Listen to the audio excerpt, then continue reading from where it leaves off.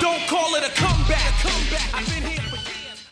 One thing that I feel is the most important for pricing lawns, and I think it's overlooked by most new people in this business because you're just trying to figure out how to price in the first place.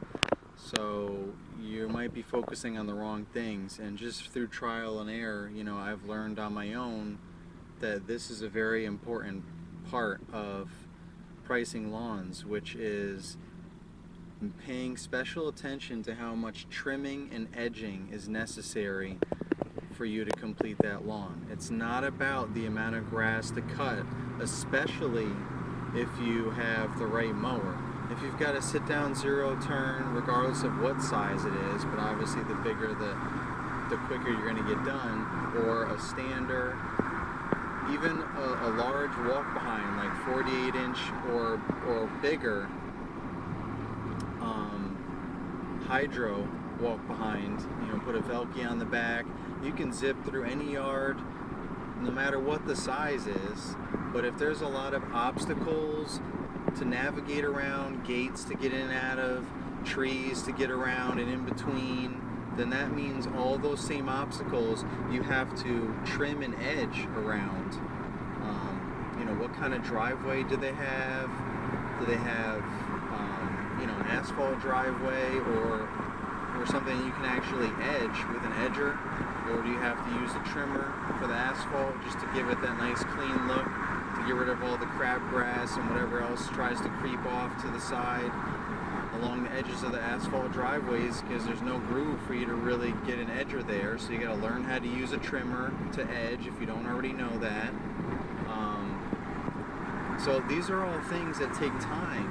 Trimming and edging takes time, especially when you're first starting out. And that's what you have to incorporate into your pricing. You have to understand that it's going to take you a while just to trim and edge. It might only take you 15 minutes to mow a quarter of an acre of just, good tall fescue, or some weeds or something, or a combination of the two. And then it takes you a half an hour just to walk around trimming and edging fences and driveways and different landscaping installations that people put in their backyard, and you have to factor all that in. So just for an example, my own personal example that really made me think about this, I have a lot of yards that are grouped together in the same neighborhoods or adjacent neighborhoods, and they're all relatively around the same size, give or take a few thousand square feet, which is not going to make or break anything if you've got the right equipment. Again, like I said, it's all about trimming and edging, not mowing as much. Now you're talking about acreage, obviously, mowing is the majority of what you're doing, so that's your number one factor. But normal, typical residential properties that are a quarter of an acre, or less even, you think, oh, I can knock this out, but those smaller lots have so much trimming and edging because it's so tight you can't even get your mower around and through certain areas, so you just have to trim it or get a push mower out and do it, which takes time, so you got to just think about that. So I have 2 yards that are next to each other that it takes about an hour and a half for me to knock out both of them at once. I mow them both at the same time, load up the mower, get the trimmer out, trim and edge them both at the same time, put it away, and then blow everything off, and I'm done.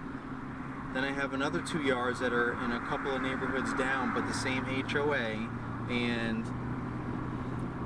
it takes me at least 3 hours to get these 2 yards done. Now, if I just said previously that they're around the same square footage, both pairs of yards, what is the difference? Why is it taking me so much longer to do those other 2 yards? And I really had to break it down and figure out what it was. And it came down to the trimming and the edging and the need to use additional equipment. For example, the 2 yards that take me longer, they both have longer driveways that have to be trimmed and edged along. The 1 yard when they got the fence installed, not them, but the original owners of the house, when they installed the fence, they put the double gate in the back of the fence, which there's power lines behind there.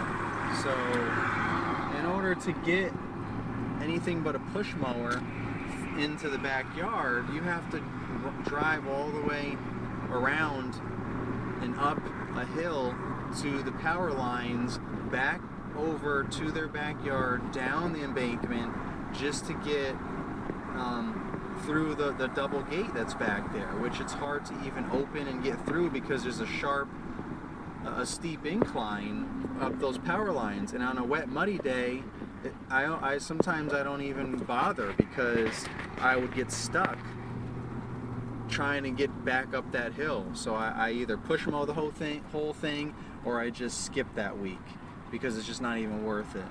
I'm not going to get my mower stuck. How am I going to get it out of there? So I just don't even bother.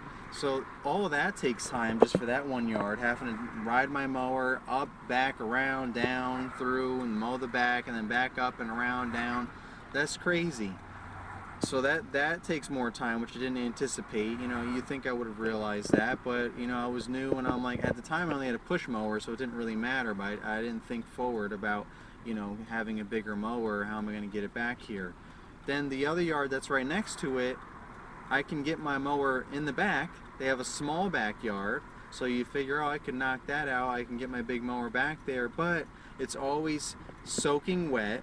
It retains water because of the pitch. There's no good drainage, so it's always muddy, so I have to end up doing more trimming than mowing because I can't even really get my mower around back there without getting stuck in the mud and making big tracks. Plus, their backyard is split with nice paved walkway and stones surrounding another patch of grass that I can't get my walk behind over without destroying all the brickwork and all of the perennials and everything that they have planted in there. So I have to go all the way back up this, you know, however many 100 feet long driveway to get my push mower and go all the way back to the backyard just to mow this little tiny patch of grass that's too large to trim, but it only takes me like 8 to 10 minutes to push mow it and make it look nice. You know, if I trimmed it, it wouldn't look nice anyway.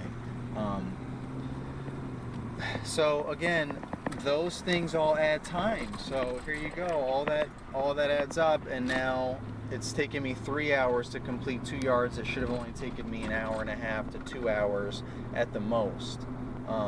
And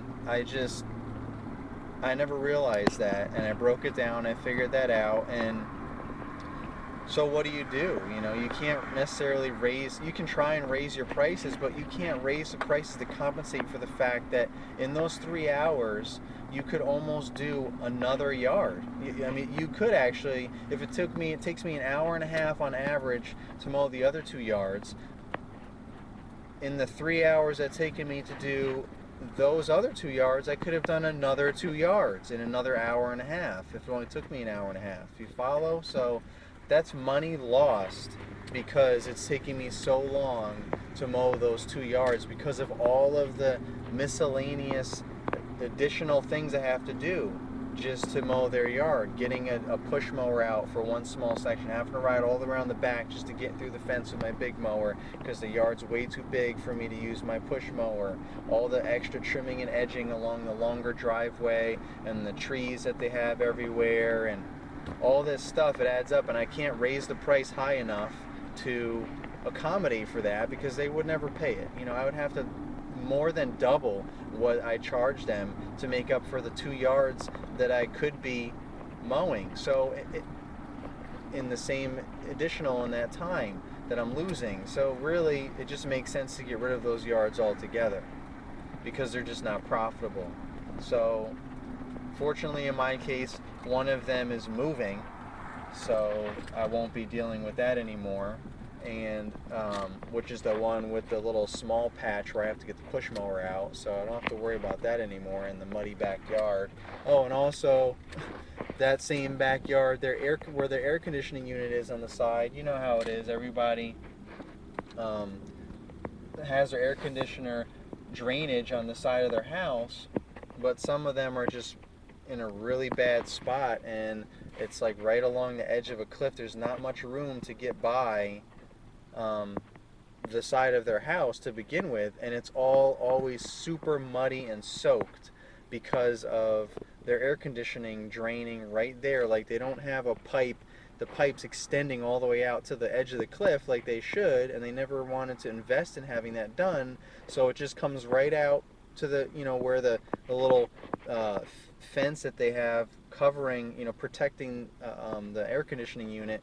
It just stops right there. So that whole 7 or 8 feet wide of what's supposed to be grass that you need to get around the house with your mower or walking is just all soaking wet mud. So I can't even get my mower through there. Whenever I tried in the beginning, because I didn't know that that was the case, my mower would start sliding almost off the cliff, and it would take everything to get it through that section and have huge mud tracks just to, after the aftermath of that. So now, just to get through there so I can get to the backyard, I have to bring my metal ramps that I used to use to get my stuff in and out of my truck bed before I got a trailer when I was just doing this part-time. So I have to bring those every day, every week, that I do that yard, and put them on my mower, ride it all the way up, because again, I said it's a really long driveway to get to the backyard, put those ramps down, ride over them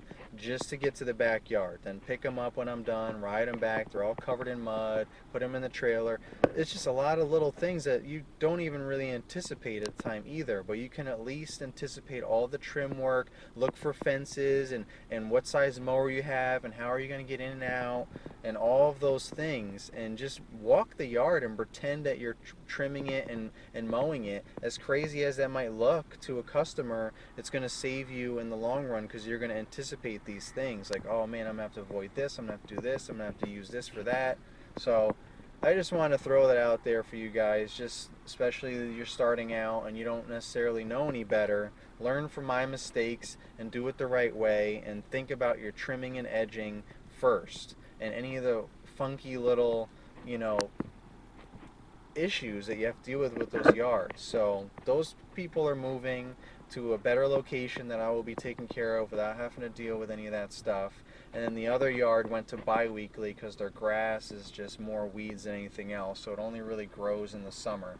So it's pretty much a bi-weekly yard now, so that saves me some time. So I'm not even gonna, so I don't have to stress out about that. Otherwise, I would have to look into canceling my service with those 2 customers, because it's just not profitable for me to continue doing that for years and years in a time slot where I could be doing 4 yards instead of only doing 2 in 3 hours. So, alright guys, thanks for watching.